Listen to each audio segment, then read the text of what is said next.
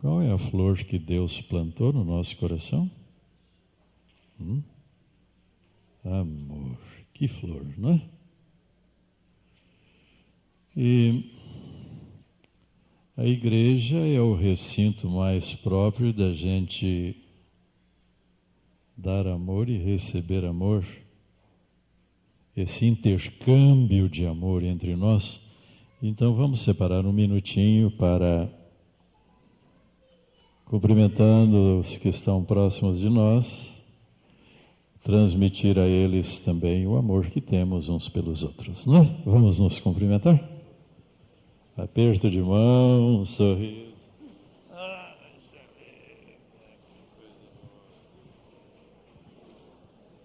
Esse sorriso que Papai do céu te guarde sempre, viu?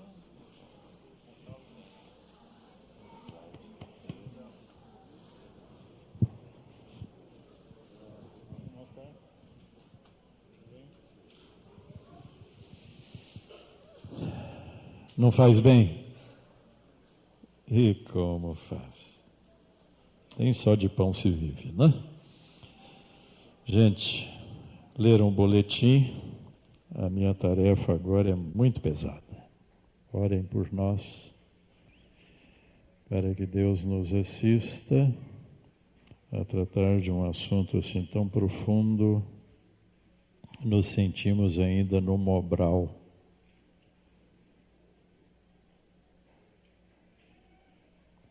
Estudar a terceira pessoa da divindade, com tão poucos dados que temos na Bíblia, mas esse estudo é vastamente recomendado pelo Espírito de Profecia, que nós conheçamos melhor este que é o nosso grande Consolador, nas lutas de cada dia, nas tristezas, nas horas mais amargas, né?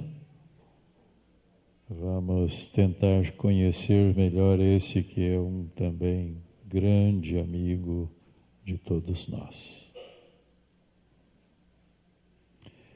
De fato, a Bíblia nos fala que ela contém muitos mistérios para desafiar nossa capacidade de pesquisa, de análise, de estudo. Vocês sempre se lembram de que Jesus, ele nunca desestimulou o estudo da sua palavra. Lembra o caminho de Emaús? Os discípulos estavam cogitando e tal, puxa, esperávamos, estamos decepcionados, ele que houvesse de reinar em Israel. E aí Jesus, ali ouvindo, acompanhando, começou a fazer perguntas para estimulá-los à análise. Ele não se manifestou imediatamente, confortando-os, desestimulando o estudo. Não. Conhecer a Deus requer empenho de nossa parte, mesmo para ser beneficiários da graça de Deus, temos que entrar com esforço. Em vários sentidos, inclusive o esforço de estudo, de análise. Um dos mistérios que a Escritura destaca é o mistério da piedade. E como é? Algumas coisas desafiam as nossas limitações, mas não esmorecemos, queremos estudar cada vez mais, cada vez mais. Mistério da piedade. Não é que Deus queira que nós desconheçamos o mistério, esses mistérios. Ele quer que nós avancemos para descobrir esses mistérios. Paulo diz que esse mistério me foi revelado. Então, está ao nosso alcance. Mediante estudo e oração. Muita oração. O mistério da piedade encerra vários mistérios. Por exemplo, o mistério da encarnação de Jesus. Como é que foi possível um ser dessa dimensão, ilimitado, infinito, se tornar limitado? Esse mistério biológico nos desafia, não é? Como é que foi Jesus gerado no ventre de Maria? Como é que foi esse intercâmbio também, o divino ali com o humano? Como é que foi possível que nesse processo de gestação, e Maria deu a sua participação, como qualquer mãe, e Jesus não ser contaminado pelo mal em Maria, que estava contaminada pelo mal? Quanta coisa, né? Esse assombro da encarnação de Jesus. Outra coisa, a personalidade de Jesus. Um ser divino e humano.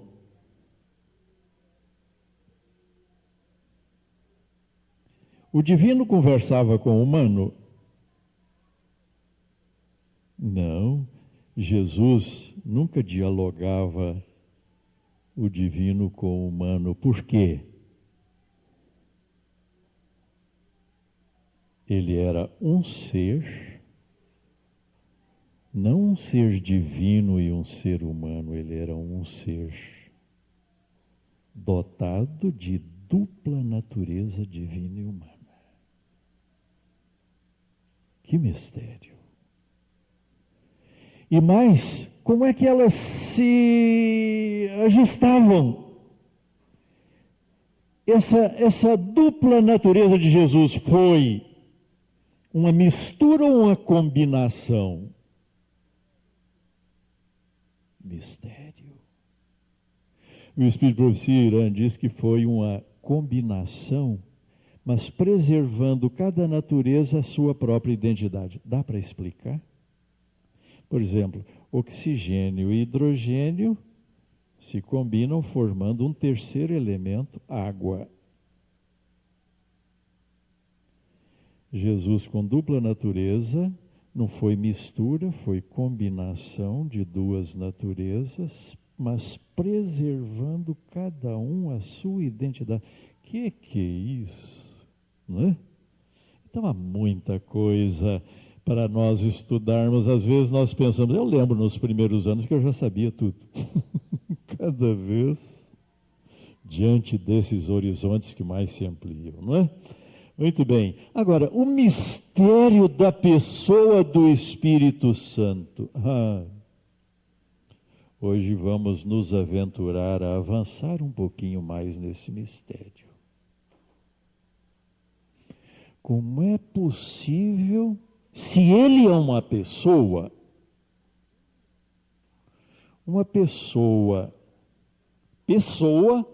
sem corpo e sem forma? Para nós é um mistério. Outros acham, então, por causa dessa dificuldade de assimilar essa verdade, acham que Jesus que o Espírito Santo é uma energia que nos é passada por Deus, uma influência dele, uma atuação dele, sei lá, se o amor nos é comunicado na forma de Espírito Santo, mas também não pode ser. Porque a Escritura diz que o amor, que é uma energia, o amor nos é comunicado pelo Espírito Santo. Outra coisa, né? Pessoa ou energia? Pelo menos isso nós temos para começar a estudar. O Espírito Santo, temos que já chegar a uma conclusão segura, não é? Ok. Qual é a palavra que Jesus usou na passagem lida, irmão Oscar? Palavra em grego, lembra? Qual foi a palavra que é traduzida por Consolador? Alguém se lembra? Paracletos. Paracletos. Vamos botar aqui.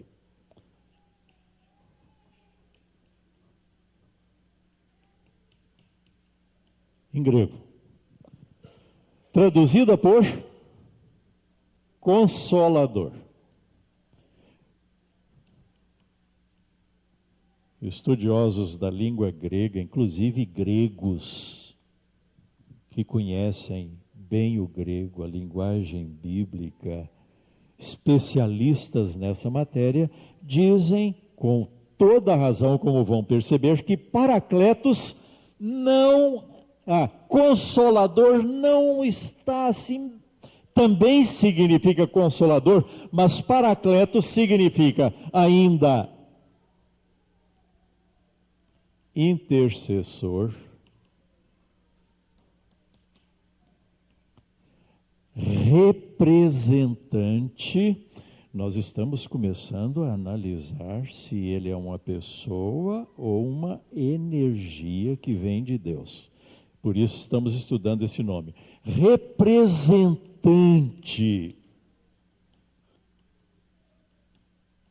Substituindo Jesus, mas o significado mais preciso de Paracletos, dizem esses especialistas, é advogado.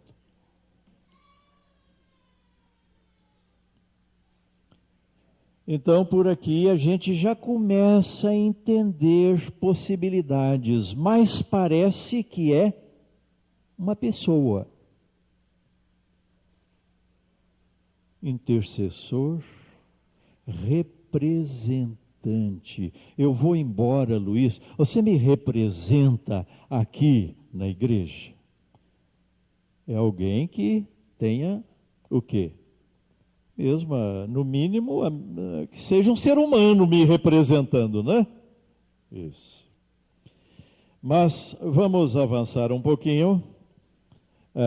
Sabem, essa ideia de Espírito Santo como energia que nos é emanada por Deus, vinda de Deus, começou a crescer esse pensamento e interpretação a partir do 3º século da igreja cristã. No início não se supunha assim. E vocês sabem que a apostasia, Oscar, você que está lá com seus gráficos lá embaixo, curso de Apocalipse, quando é que começou a apostasia na igreja cristã? Justamente a partir do 3º século. No 4º século surgiu um expoente, líder da igreja em Alexandria, chamado Ário, que nos trouxe o arianismo. Entre outras coisas, ele afirmou o seguinte: o Espírito Santo é uma pessoa. Aqui ele já admitiu pessoa, mas no 3º século, outro líder afirmou uma influência e energia emanadas de Deus. Ário, o Espírito Santo é uma pessoa criada sobrenaturalmente por Jesus. Sabe o que isso significa? Que Jesus então não é, aqui o Espírito Santo então não é divino. Pessoa criada, criatura, não criador.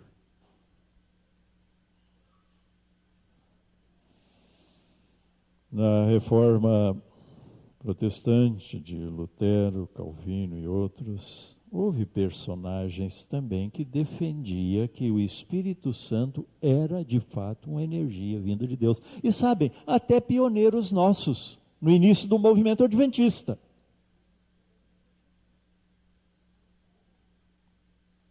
Herdaram.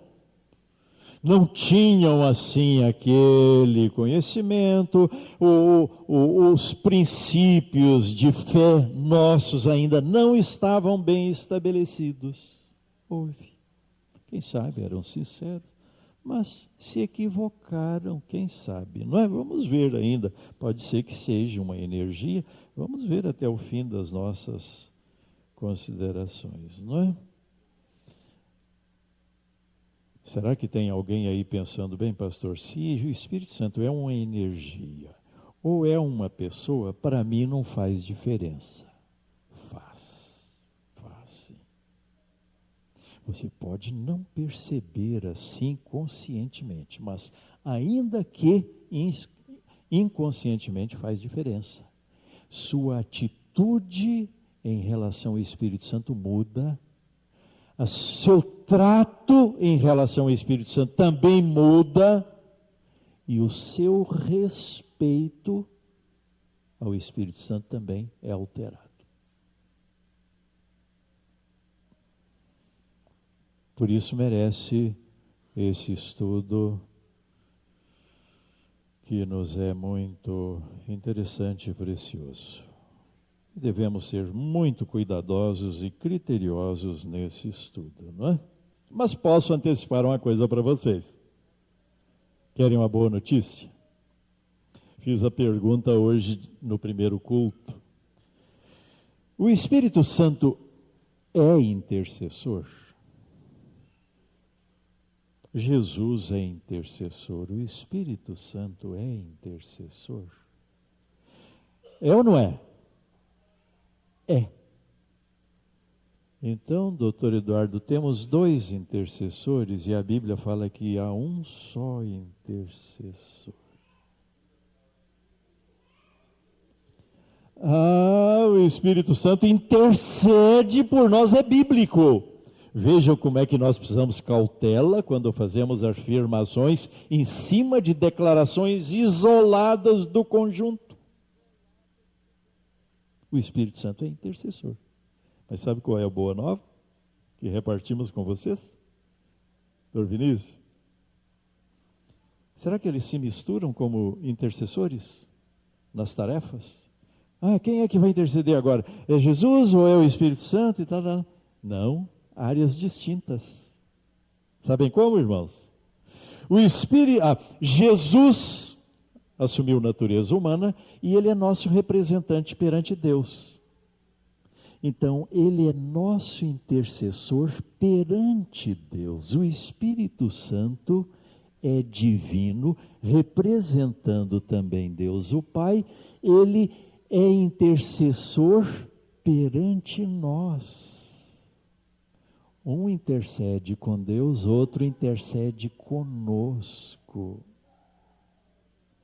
Um intercede lá por mim, que é Jesus, e o Espírito Santo intercede aqui em mim, dentro de mim, para nos amparar, para nos ajudar, para que o plano da minha redenção seja realmente efetivado. E eu fico pensando, Senhor, a nossa natureza humana é terrível, é tão terrível, e nós nos damos caso disso. Mas é tão terrível que precisa 3 seres divinos para me ajudar, para que tenham condições de me ajudar. Até o Senhor, que é onipotente, precisa 3 pessoas, porque senão não dá. Que tragédia na qual nós nos encontramos, que queda tão profunda caímos, que contaminação tão bárbara. Mas cada um tem a sua atividade diferente, não é? Muito bem, gente. Vamos mais um pouquinho sobre Espírito Santo. Pessoa ou simplesmente energia?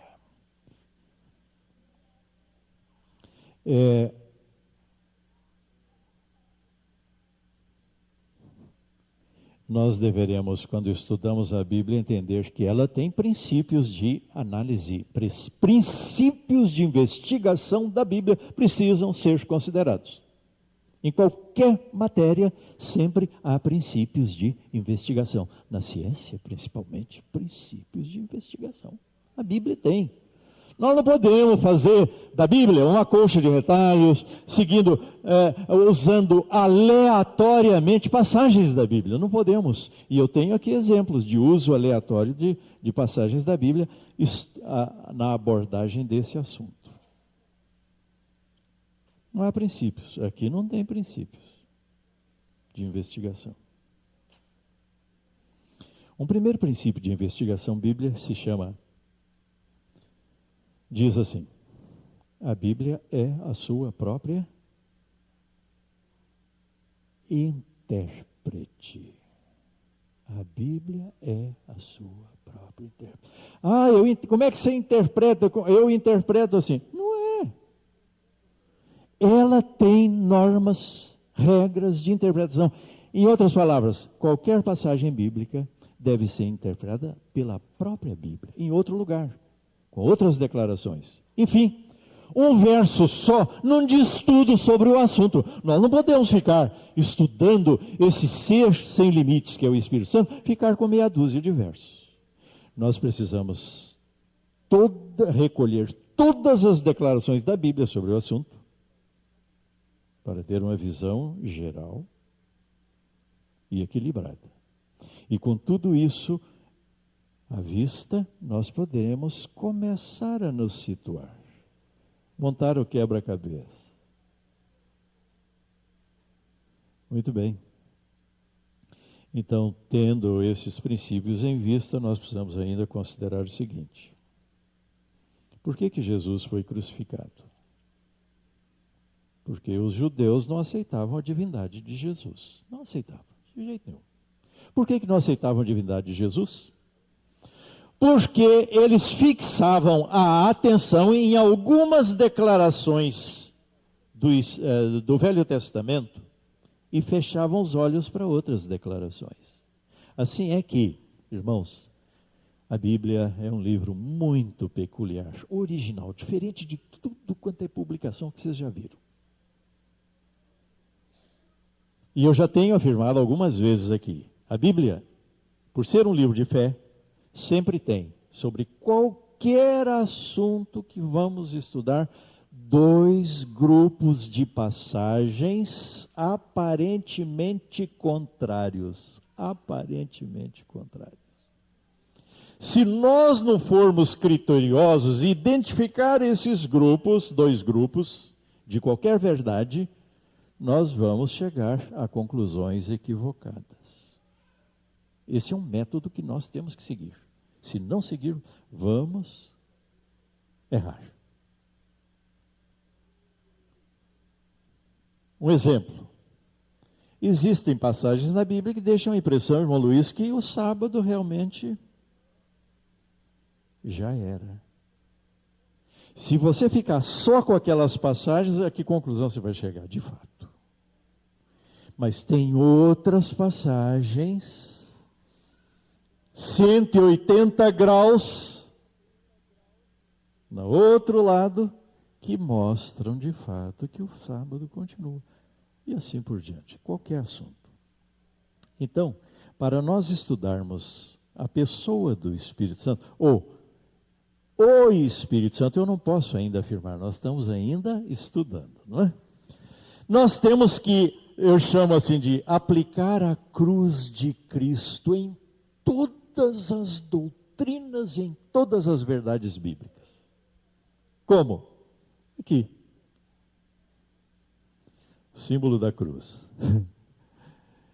E eu pus aqui Espírito Santo. Qualquer assunto. A cruz de Cristo. A cruz de Cristo, identificando e separando sempre os 2 grupos de passagens. Então vamos botar hoje sobre o Espírito Santo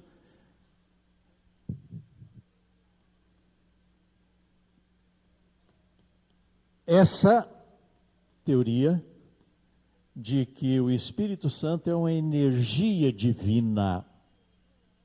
E do outro lado, algumas passagens sobre a possibilidade de Jesus ser uma pessoa divina. Existem. E como é que nós vamos chegar à conclusão? Vamos ver aonde a evidência está mais forte, onde as declarações são mais claras, mais explícitas. E finais. Vamos ver de que lado as declarações, ou haja uma declaração que encerre a questão. Tão clara que não tem como duvidar. Outra coisa, gente, pessoa divina. Quais são as 4 características para que alguém seja uma pessoa? 4 itens. Alguém para ser uma pessoa é necessário, antes de tudo, que elas tenham o quê? Uma personalidade. Vontade própria. Segunda questão, que ela, além de vontade própria, tenha sentimentos, senão não é pessoa. Sentimentos. Outra, o Espírito Santo ama. Agora, o último item também tem que ser inteligente. Se o Espírito Santo preenche esses 4 itens, tudo então nos leva a crer que, de fato, ele é uma pessoa. Mas nós não podemos fechar os olhos para este grupo de passagens que deixa a impressão que o Espírito Santo é uma energia, uma influência divina. Primeira razão. Vamos analisar algumas questões? E depois poderemos chegar a uma conclusão bem segura. Símbolos usados na Bíblia para identificar o Espírito Santo. Quem se lembra? Símbolos.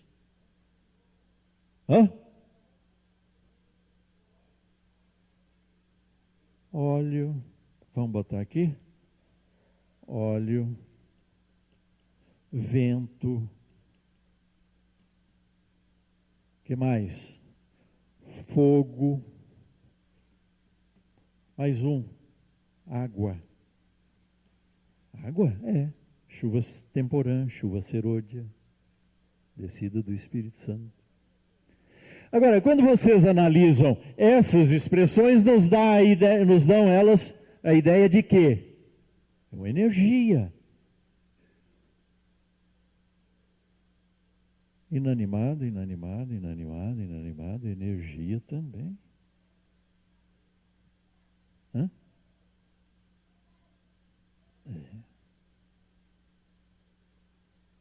Outra razão, outras evidências na Bíblia que nos deixam a impressão de que o Espírito Santo é energia.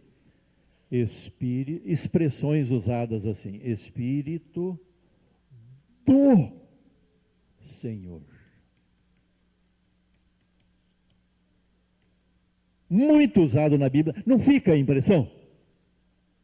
Algo que sai de Deus e vem até nós.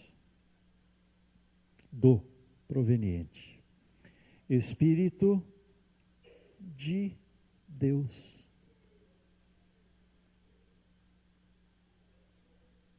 Espírito de Cristo.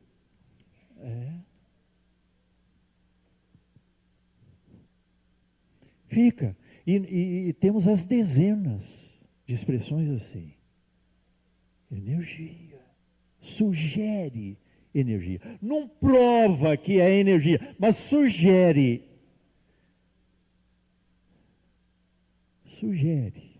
Se pressupõe. Uma outra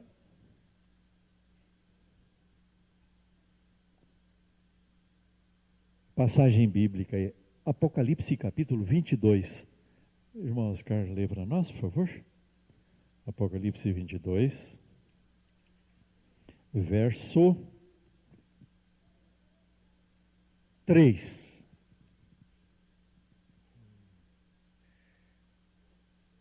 Nunca mais haverá qualquer maldição. Nela estará o trono de Deus e do Cordeiro. Os seus servos o servirão. Aonde fica o trono do Espírito Santo na nova terra? 2 tronos. Já tinha pensado nisso? Praticamente não há referência ao trono do Espírito Santo na Escritura Apocalipse. Então é uma passagem realmente que sugere, não é pessoa.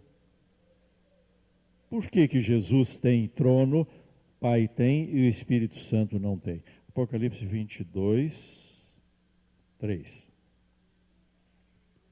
E tem uma série de outras passagens, o tempo não permite, vocês podem continuar catalogando. Agora vamos aqui. Agora, outra característica, irmãos, o Espírito de Profecia, outra questão. O Espírito de Profecia tem essa mesma peculiaridade da Bíblia. Quando vocês vão estudar algum assunto, colher passagens, declarações do Espírito de Profecia, vocês vão achar declarações à direita e declarações também à esquerda. Sobre qualquer assunto. É bom que nos estudos sempre se lembrem disso. De tal sorte que nós não podemos chegar à conclusão baseados em declarações pensadas. Não podemos. Temos que levantar todas desse lado e todas desse lado, aí sim nós estamos tendo a visão geral do conjunto. Bom, vamos ver algumas aqui?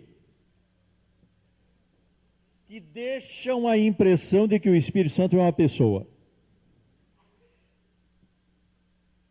O Espírito Santo, a Bíblia diz o quê? Vê, ouve, ouve, fala,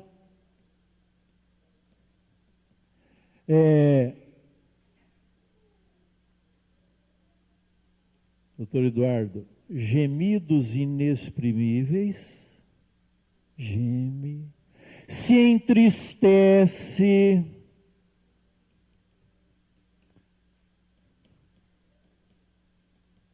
e a Bíblia também usa a expressão diz alegrarmos-nos no Espírito, não é? O Espírito Santo se alegra. E assim por diante. Ora, essas expressões sugerem o quê? Que o Espírito Santo, irmã Dair, é uma pessoa. Energia fica triste. Tem como, seja qual for a energia.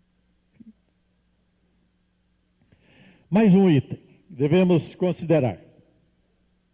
Mateus 28, 19. Não vamos ler, vocês já conhecem muito bem. Mateus 28, 19. Quando Jesus deu a ordem aos discípulos, portanto, ide, batizai em nome do Pai e do Filho. Teria sentido batizar em nome seu e de uma influência que vem de vocês. Não tem sentido, não é?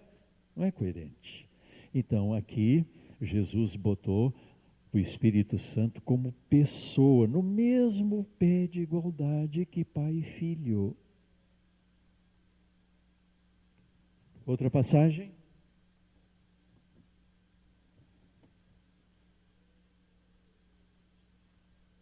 Marcos 3, 28 e 29.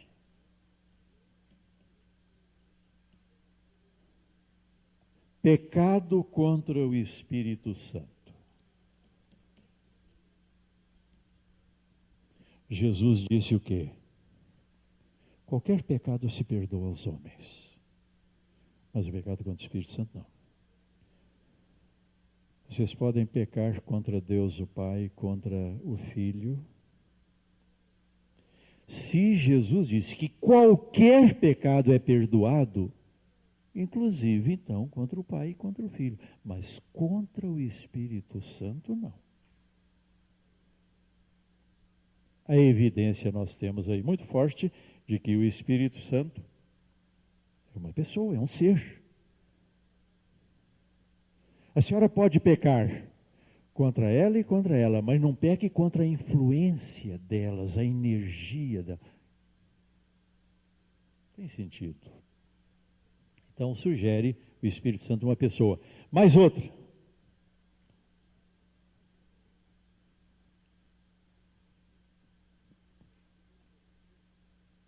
Primeiro Coríntios, capítulo... Nossa... 1 Coríntios 12, 11, onde trata dos dons espirituais.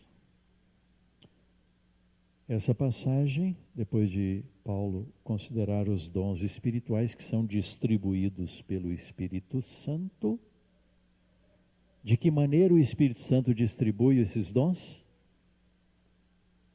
Hã?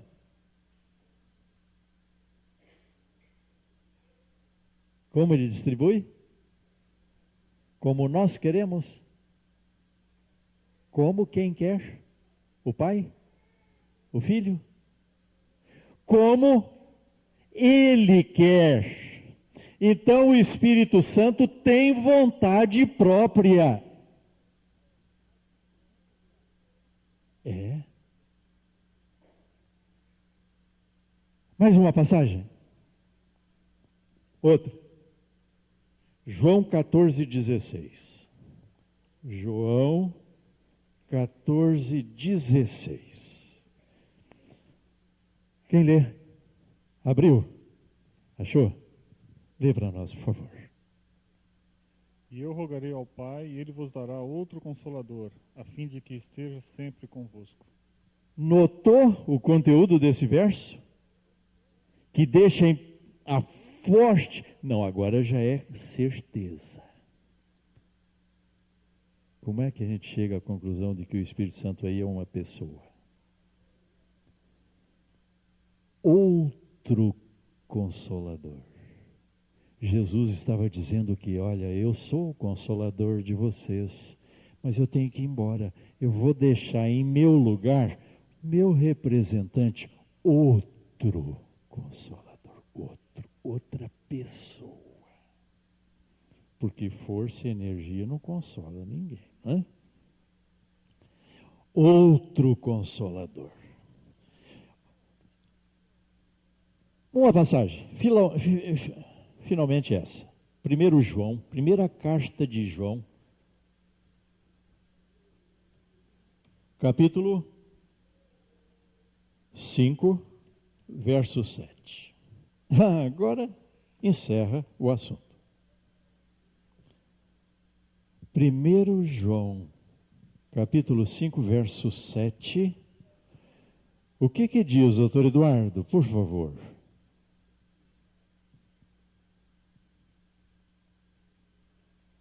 João 5, verso 7.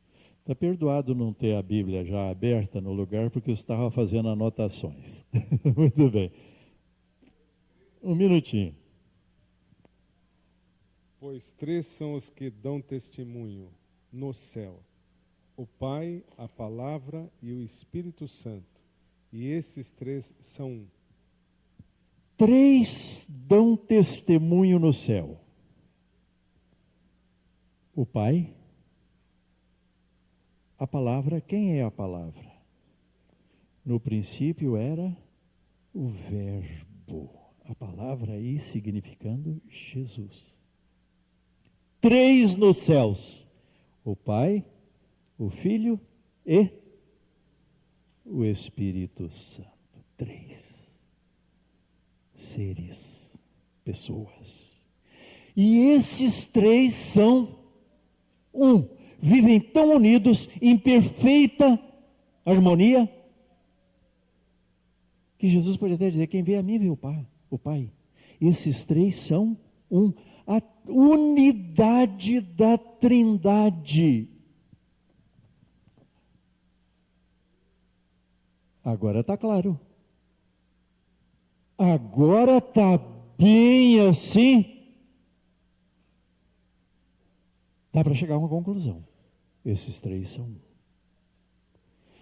Pastor, mas essa história do Espírito Santo não ter trono lá para ele e tal, nós dissemos no início que um ser, para ser uma pessoa, uma personalidade, não precisa ter braço e perna, precisa? Não precisa. Não precisa ter corpo e forma, não precisa. Ah, pastor, mas isso é um mistério. Não, mas tem outros mistérios aqui no nosso mundo natural que vocês vão se assustar e nem consideraram que era um mistério. Me deem um exemplo, por favor, Irã, de um ser vivo que tem sistema circulatório, mas não tem coração. Sistema respiratório, mas não tem pulmão.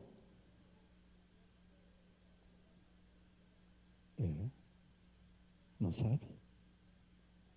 A árvore.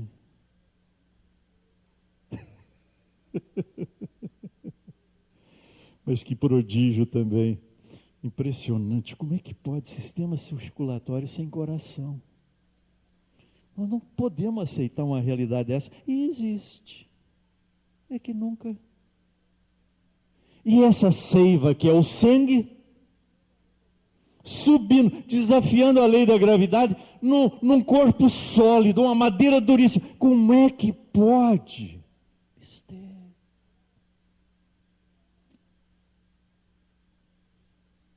Sistema respiratório sem pulmão, não é, Mário? E vamos querer entender o Espírito Santo? Mas pelo menos uma conclusão segura nós chegamos.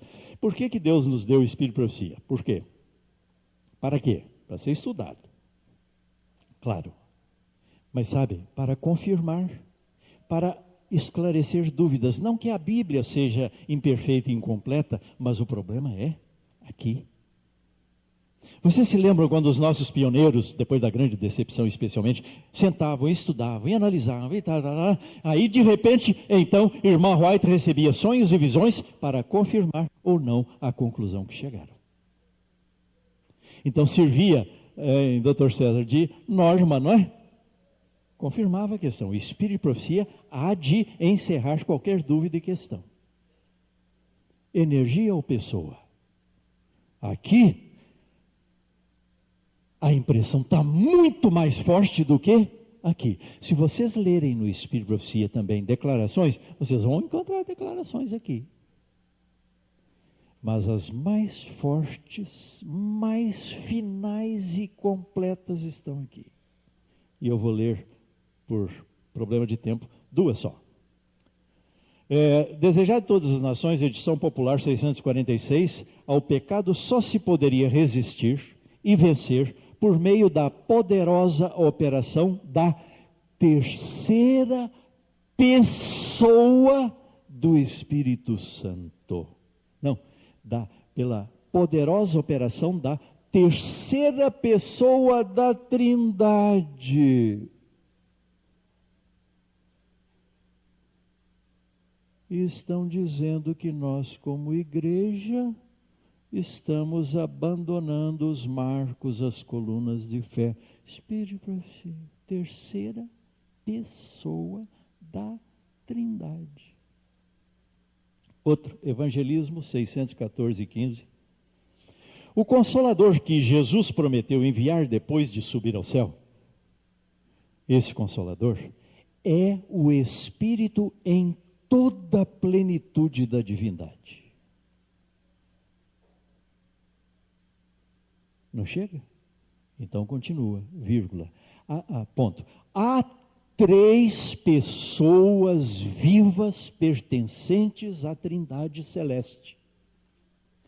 Em nome destes 3 grandes poderes, o Pai, o Filho e o Espírito Santo, os que recebem a Cristo por fé viva são batizados.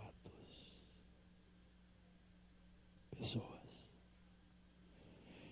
O Espírito de profecia, também chamado na Bíblia testemunho de quem? De Jesus, nos dá esta declaração final, e tem várias outras, para que não reste dúvida para quem quer que seja, não é? E vocês sabem por que mais faz muita diferença entre crermos aqui ou lá? Se é energia, nós é que podemos usar a energia, não é? Nós é quem usamos. Nosso gosto e critério. Nós é quem possuímos a energia. Ela está subordinada a nós. Usamos como queremos. Se nós pensamos assim do Espírito Santo, isso começa a gerar dentro de nós o quê?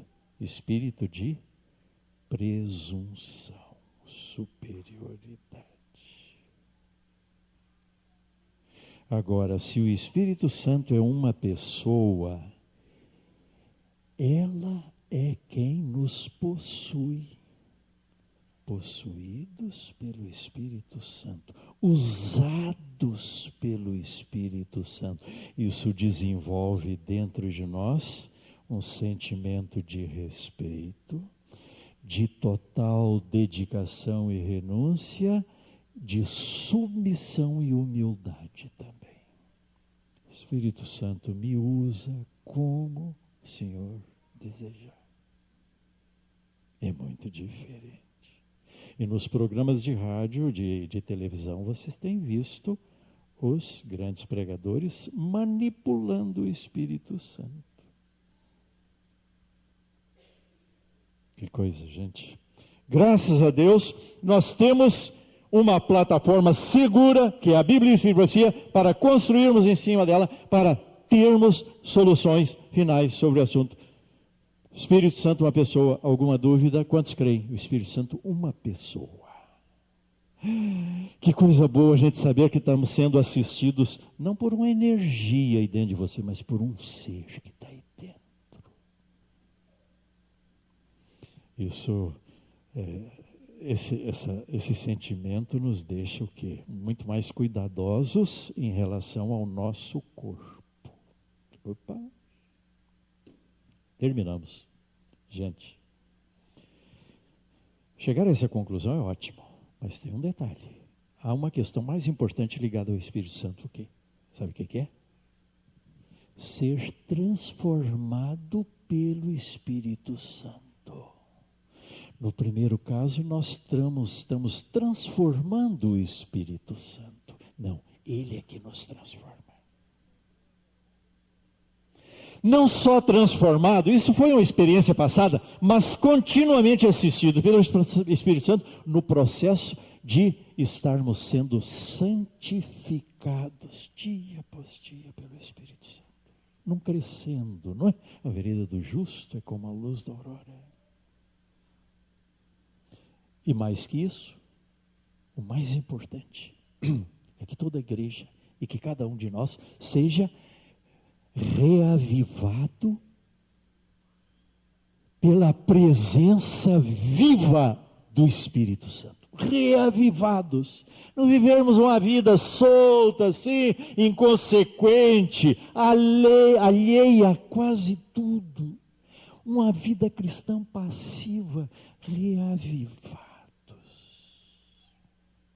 A esse respeito, e é o último texto, nosso povo, irmão White disse isso, veio na Review and Herald, 28/4, 1904, nosso povo necessita receber o sopro de vida,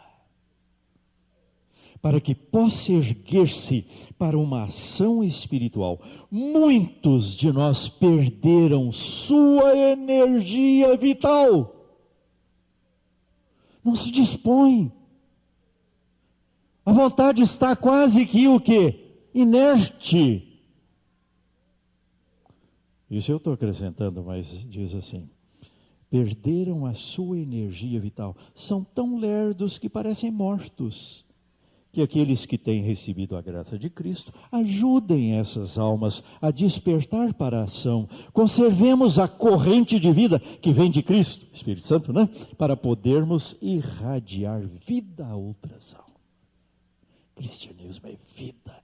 Vida cristã é vida que vem de Deus, não é? E agradecemos muito a Deus por termos então essa segurança, assistidos por uma pessoa viva,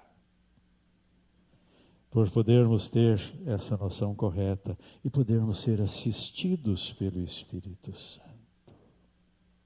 E sabe por que alguns estão mortos? Porque nós podemos escolher ser cristãos vivos ou cristãos mortos. Podemos escolher.